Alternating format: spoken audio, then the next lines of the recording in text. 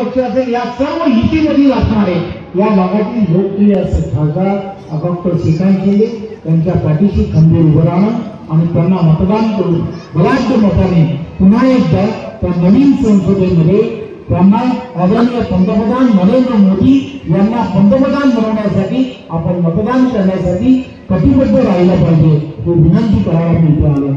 आज या सर्व भागांमध्ये असणारा प्रत्येक जणाच्या मनामध्ये आहे की येणाऱ्या काळामध्ये आपल्याला सर्वांना आदरणीय पंतप्रधान नरेंद्र मोदींना आपल्याला पुन्हा एकदा पंतप्रधान बनवायचं आहे की नाही?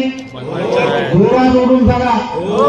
आपण सर्वजण त्यासाठी कटिबद्ध राहणार आहोत त्याची मला पूर्ण खात्री आहे।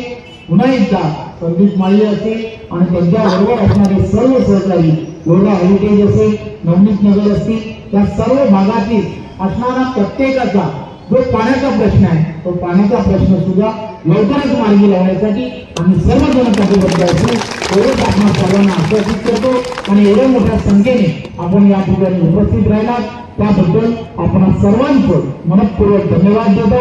जय हिंद जय महाराष्ट्र। आपण सर्वांना माहीत आहे की आदरणीय पंतप्रधान नरेंद्र मोदी आणि महाराष्ट्राचे मुख्यमंत्री आदरणीय एकनाथराव शिंदे आदरणीय देवेंद्रजी आणि अजितदादा या सर्वांच्या नेतृत्वामध्ये जनसामान्यांचे सरकार असल्यामुळे सर्व ठिकाणी विकासाच्या कामांना गती देण्याचं काम केलं जात आहे। याही भागामध्ये गेल्या अनेक दिवसापासून काही समस्या होत्या त्या समस्या सोडवण्यासाठी इथल्या असणाऱ्या पाण्याची समस्या यासाठी सुद्धा अमृतच्या माध्यमातून इथे असणाऱ्या टाक्यांचं काम सर्व ठिकाणी सुरू झालेलं आहे। त्यामुळे लवकरच इथली असणारी पाण्याची समस्या सुद्धा दूर होईल।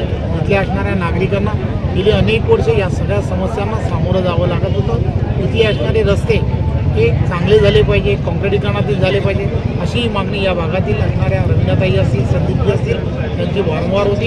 या भागामध्ये रस्त्यांचं जाळंसुद्धा काँक्रिटीकरणामध्ये करण्याचं काम झालेलं आहे। आपल्याला माहीत आहे मानपाडा रोडसुद्धा काँक्रिटीकरणातून होतो आहे। काँक्रिटीकरणातून त्याला जोडणारे सर्व रस्ते हे सुद्धा येणाऱ्या काळामध्ये काँक्रिटीकरणातून होणार आहेत। त्यामुळे सर्व भागामध्ये या भागातील नागरिकांमध्ये एक चांगलं वातावरण आहे उत्साहाचं वातावरण आहे आणि मला खात्री आहे की सर्व नागरिकांना या कामांमुळे एक चांगला दिलासा मिळेल।